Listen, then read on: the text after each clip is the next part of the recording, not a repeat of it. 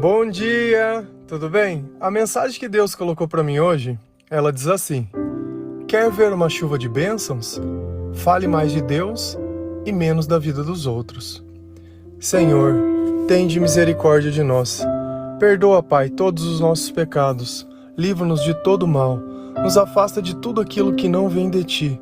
Nós agradecemos, Senhor, por tudo que tem feito na nossa vida, pela Sua palavra, pelos Seus pregadores, pelos Seus louvores, pelo Espírito Santo, por tudo aquilo que não tem nos faltado.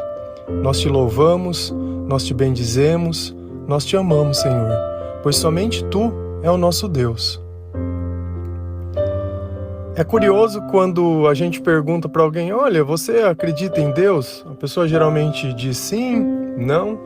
E se ela diz sim, ela vai falar o que ela é.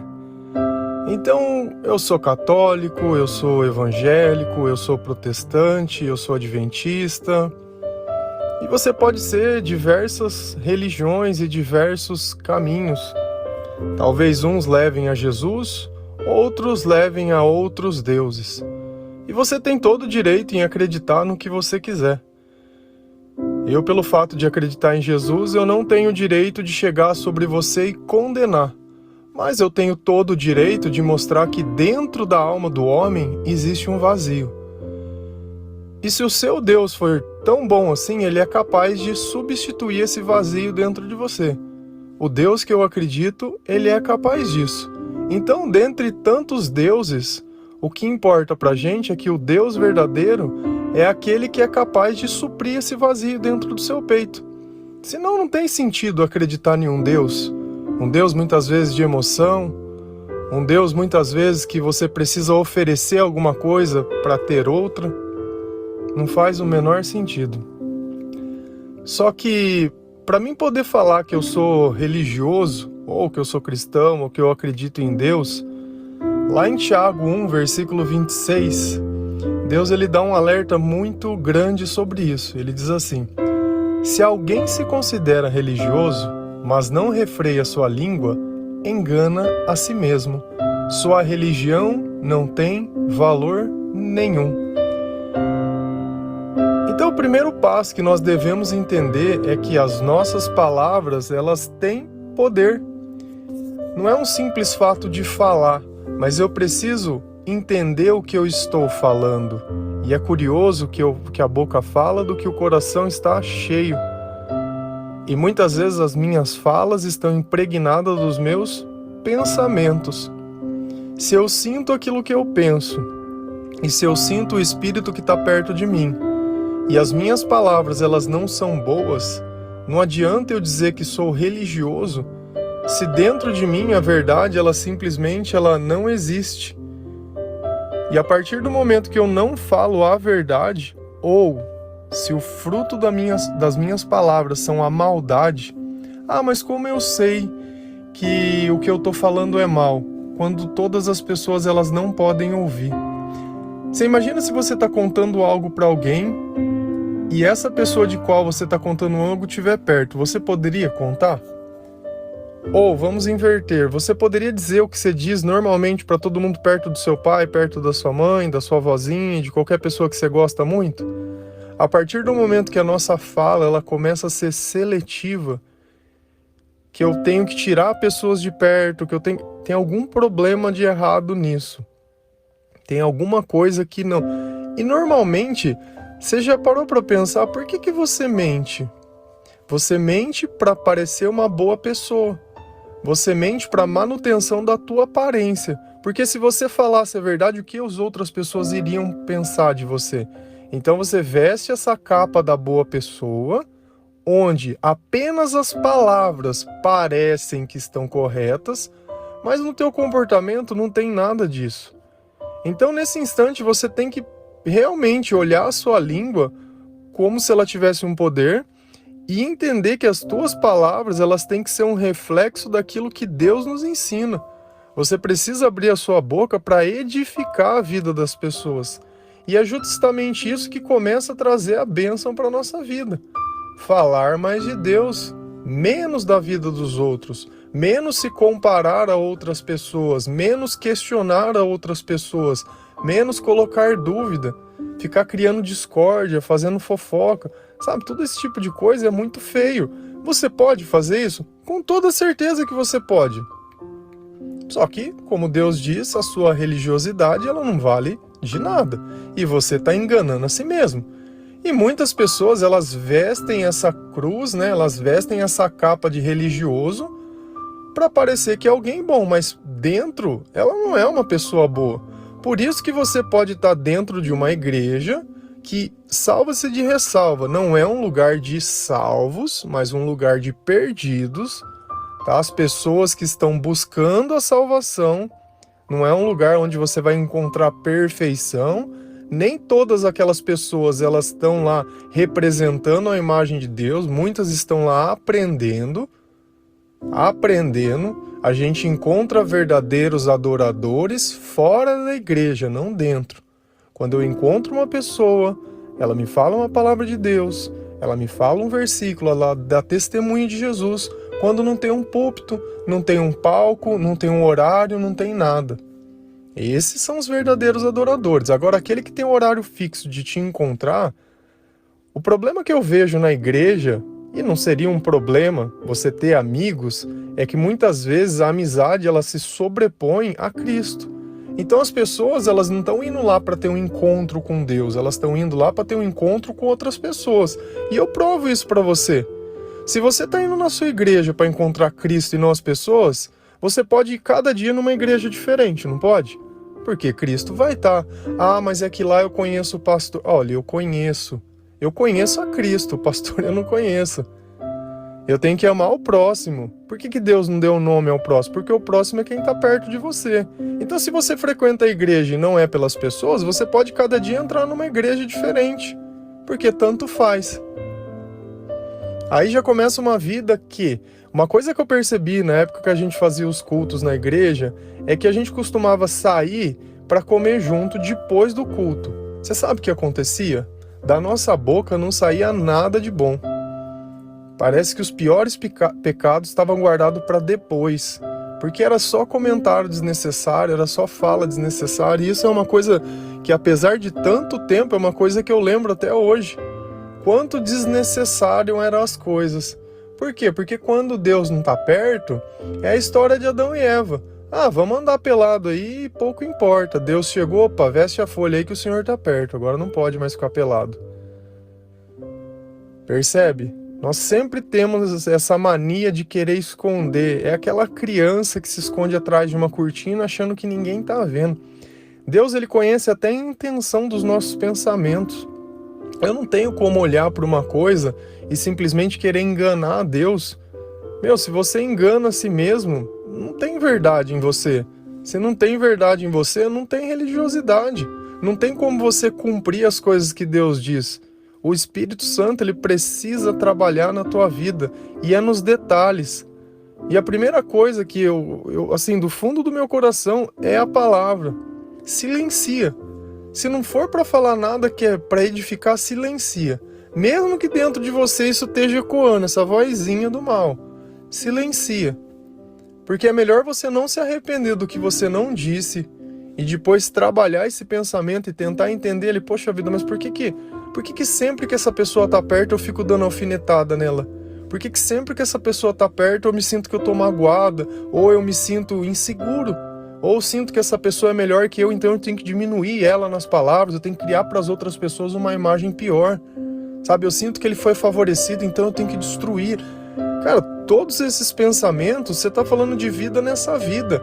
E tá gastando o teu tempo, que você poderia estar ajudando outras pessoas, edificando o teu coração, criando um sentimento melhor. Não tem sentimento mais gostoso do que você sentir a presença de Deus na tua vida. Eu não sei se você já sentiu, mas começa a orar, começa a louvar e vai insistindo, parece que aquele vazio ele simplesmente some. Sabe, parece que já não tem mais problema se você morresse agora ou não, tá tudo muito bem. Dentro de você, fora pode estar um caos, mas dentro de você tem uma certeza, dentro de você tem uma paz muito grande. E isso que a gente estava falando sobre ver o outro e julgar o outro. Lá em Romanos 2, versículo 1, a palavra diz assim: portanto, Você que julga os outros é indesculpável, pois está condenando você mesmo naquilo que julga, visto que você que julga pratica as mesmas coisas. E é exatamente isso.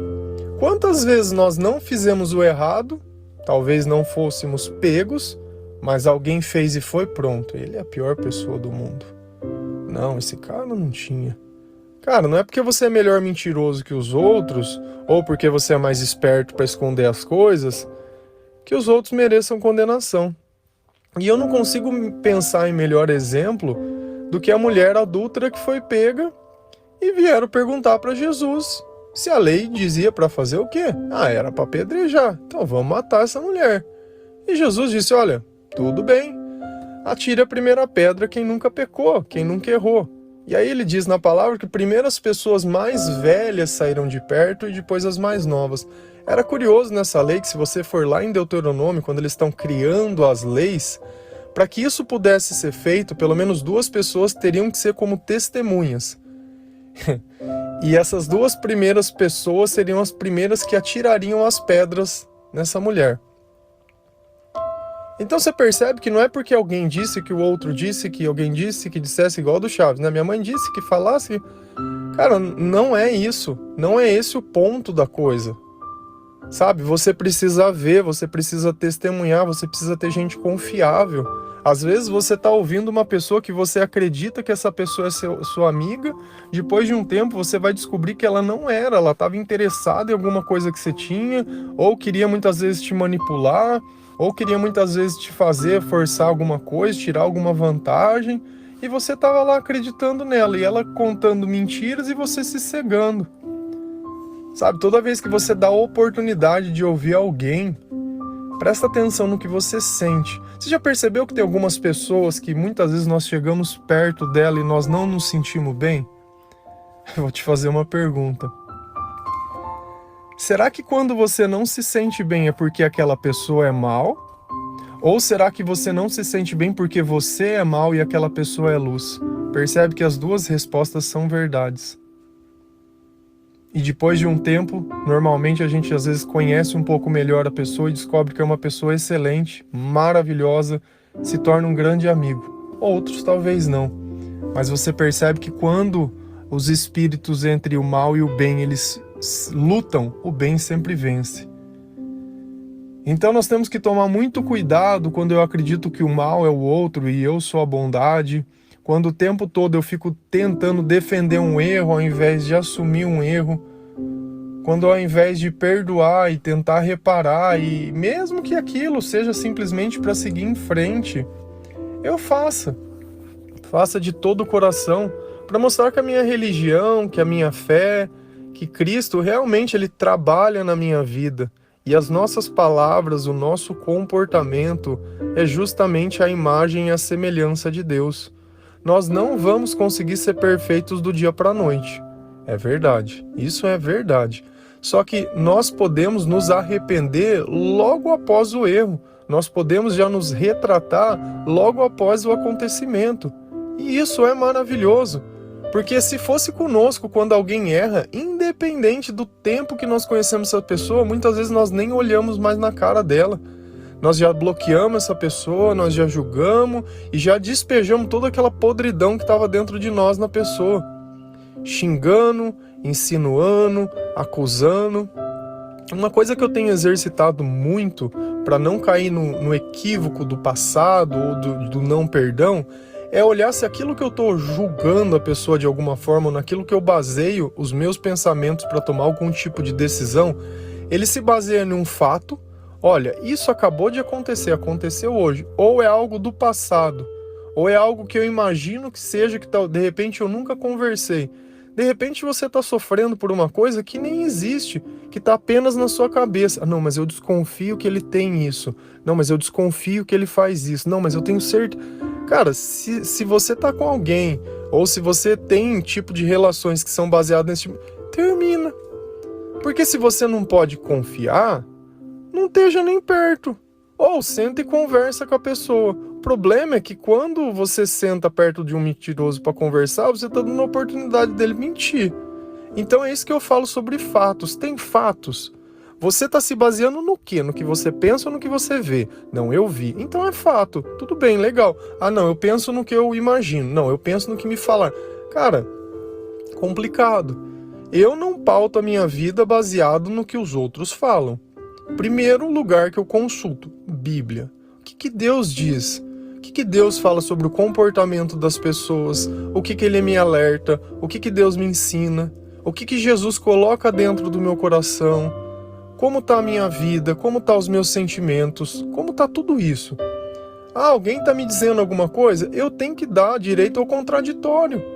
Tá bom, cadê a outra parte para mim ouvir? Só pela sua parte eu não vou. Deus diz pelo menos 2 testemunhas dizendo exatamente a mesma coisa. E tem coisas que não se sustentam, que são apenas o interesse do outro sobre a sua vida.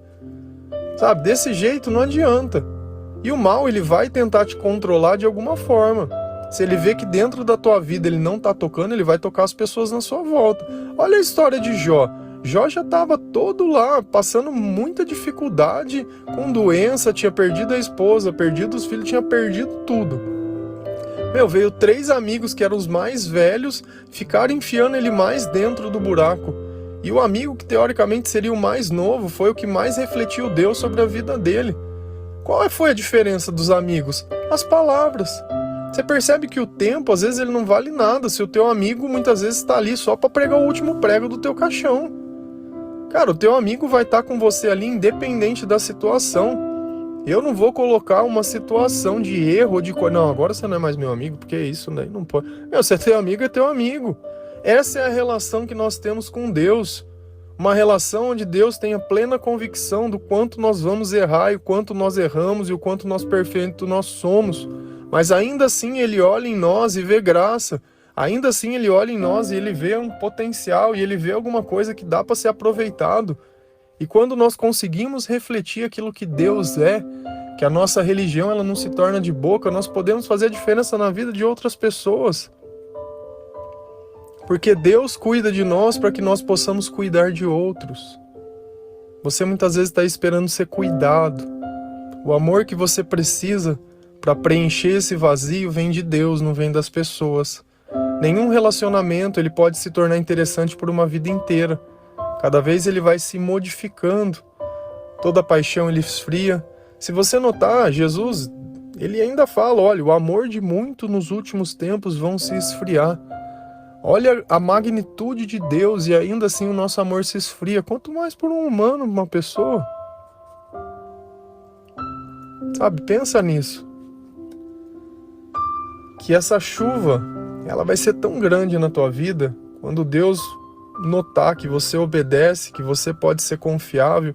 E isso também não é o mais importante. O mais importante é a gente poder ser chamado de filho, é poder ser chamado de amigo de Deus, é poder ter uma vida com dignidade, é poder dormir bem, acordar bem, comer, fazer aquilo que a gente se pressupõe a fazer, sabe? Dar valor nas coisas que você tem, uma vida que não depende dos outros, uma vida que ela é leve, uma vida que ela é tranquila, que aonde Deus te coloca tá tudo bem, ainda que seja sentado num lugar qualquer, esperando qualquer coisa, tá tudo muito bem. Você sabe aproveitar a vida porque você está vivo. Muitos estão presos no hospital, muitos gostariam de ter a oportunidade que você está tendo e acham que não tem nada. Quando a gente não sabe o valor das coisas que tem, é complicado. É complicado se viver. Amém? Um bom dia. Que Deus toque o coração de cada um de vocês. Que essa palavra ela possa trazer um pouco de conforto, um pouco de alívio. Que ela possa ser a resposta da oração de vocês, de tanto questionamento, de tanta dúvida. Freia a sua língua, como diz lá em Provérbios, que todo o resto do seu corpo vai começar a dar melhor. Amém? Um bom dia.